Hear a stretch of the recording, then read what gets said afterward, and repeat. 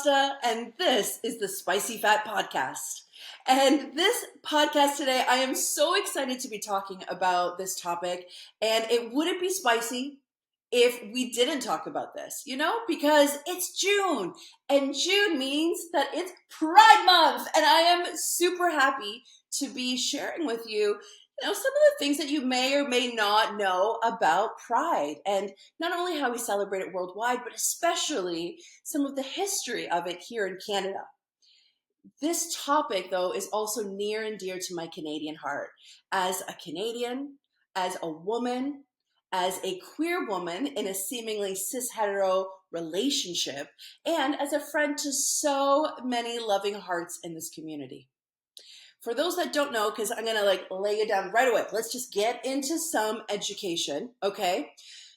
The word cis refers to cisgender, meaning I am the same gender now in relationship to the sex that I was assigned at birth. So I am a woman and was assigned the sex female at birth. And het refers to heterosexual because I am in a heterosexual relationship. But that doesn't mean that I can't be queer. I can't be a queer person in a heterosexual relationship. More on that to come, but also ask a friend. Google what that might mean. And let's also just get into it and talk about it, okay? Because I am not just another straight lady with an attitude, all right? So adjust your specs and let's get to talking because we've got a lot of stuff to cover, all right?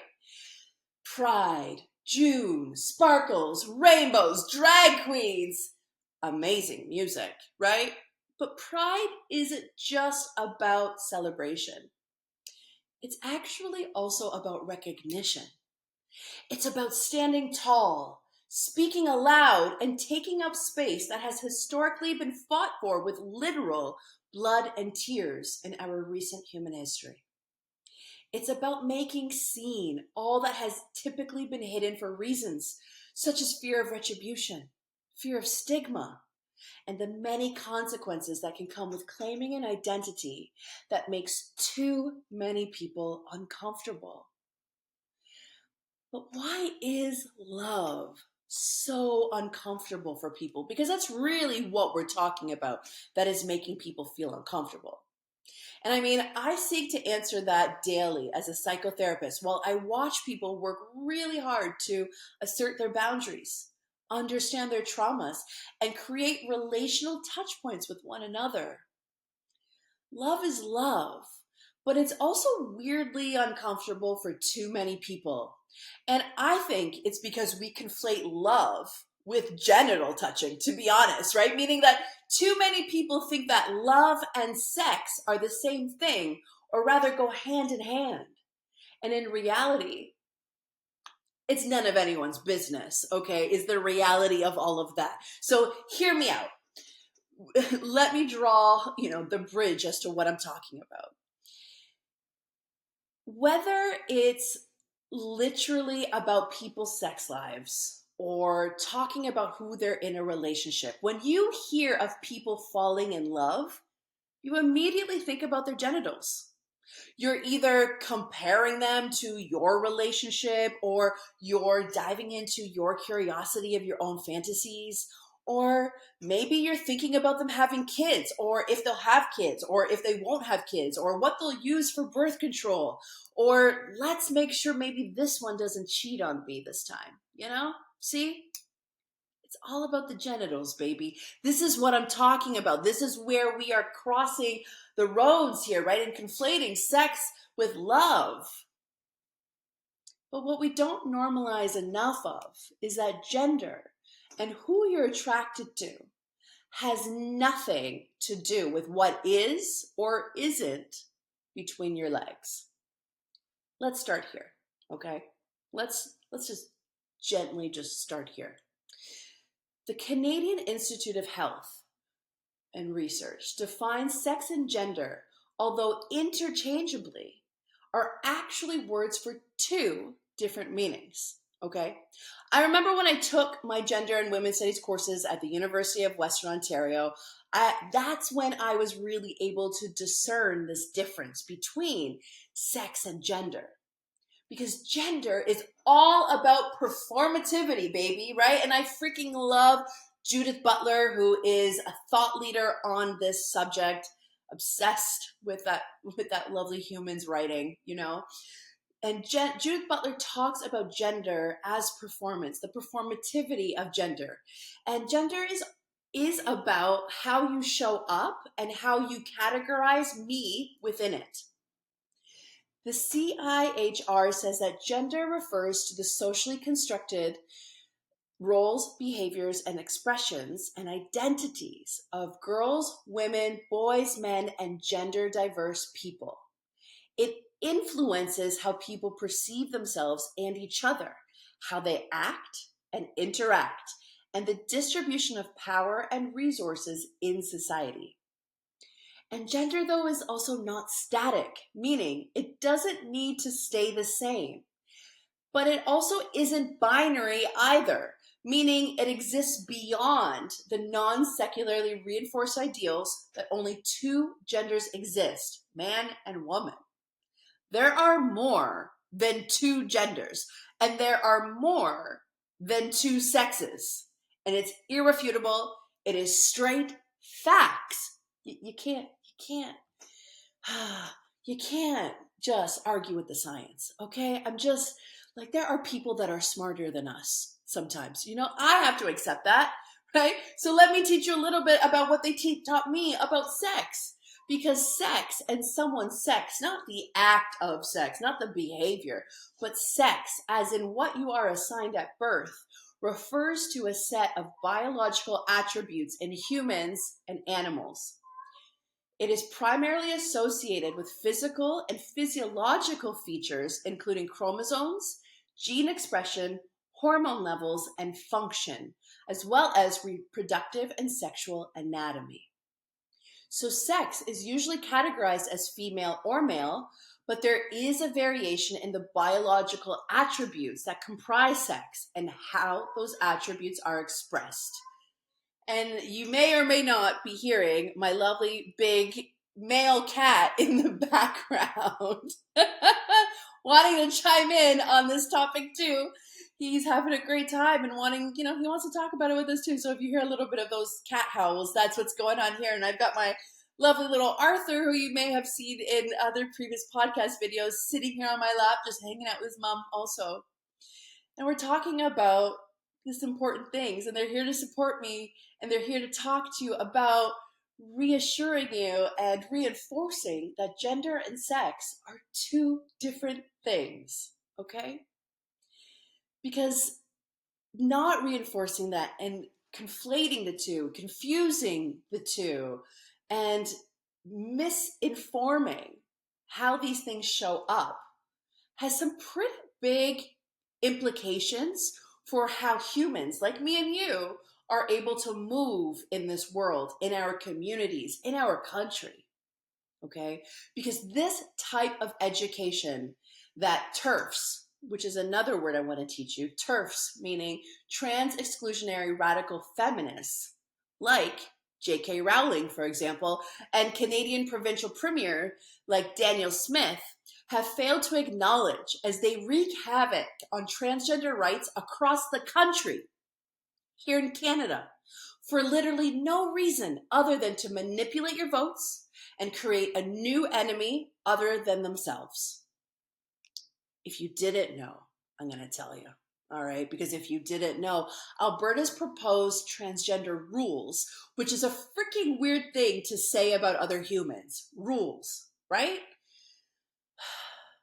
These rules, which have also yet to be tabled with formal legislation until potentially the fall of this year, is about controlling people, much like many of their party demonstrate in other areas, such as abortion rights. And don't think that they won't be coming for that after, okay? Because these new rules refer to proposed policies that would demand that some Alberta trans kids get parental consent to use their preferred names and pronouns in schools, much like they have just done in Saskatchewan, okay? I get it. There is a lot of conversation about transitioning, about, surgical transitions and all of that kind of stuff, hormonal, right? Sure, we're talking about it all with discernment and with a critical thinking lens, okay? But the rules about parental consent, to use a preferred name or a pronoun, something that literally has no impact on anybody else other than the person who is requesting that right, is pretty wild to me. You know what I mean? It's pretty wild that that's where we're starting, because what that says to me is that the prairies, okay, might have a little bit too much space, and we're leaving them to have way too many thoughts. I think maybe that might be what happened. A little bit too much Canadian air and land there that's confusing some thoughts, because the retorts for this legislation, right, are about grounding safety for children. Those of us in criticism of this type of legislation reflect on how Canada is a children's rights country, okay? Canada is a children's rights first country, meaning that it's about doing what's best for a child, even if that means removing a parent. We are not a parents' rights country. And thank goddess for that, okay? Because I, for one, know too many parents whose influence and choices only put their children in harm's way and create further extensions of harm and traumas. And I also find this type of proposed legislation weird, to be honest, and exceptionally unaligned with their entire platform? I mean, I understand the influence of American-style politics, such as the Ron DeSantis's Don't Say Gay bill in Florida, coming up north, okay? It migrates here, sure.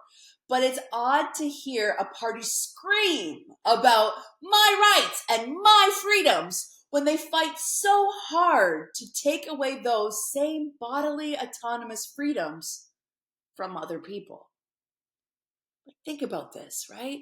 Think about this. Like, for people who led the way for a tumultuous and white supremacist inspired freedom convoy that was all about my body, my rights, my choice, it's really weird alignment to now even twinkle their toes around a potential legislation that is all about controlling people's bodies and what they do with them.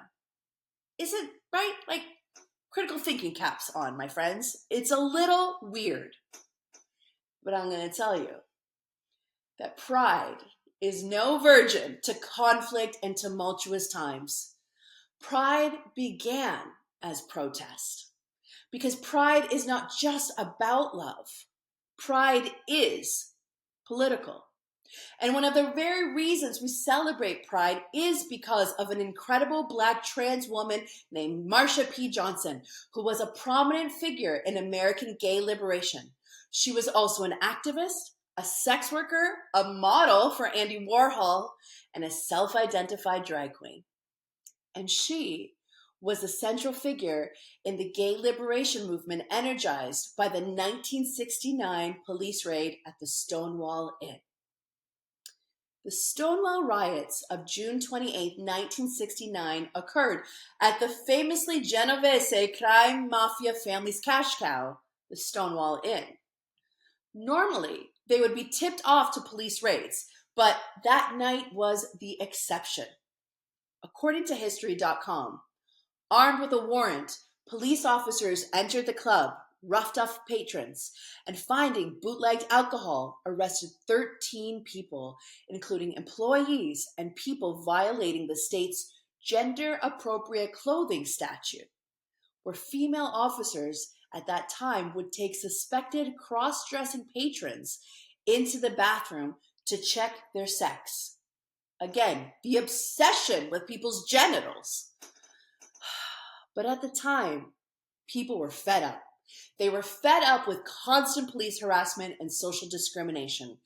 Angry patrons and neighborhood residents hung around outside of the bar rather than disperse, becoming increasingly agitated as the events unfolded.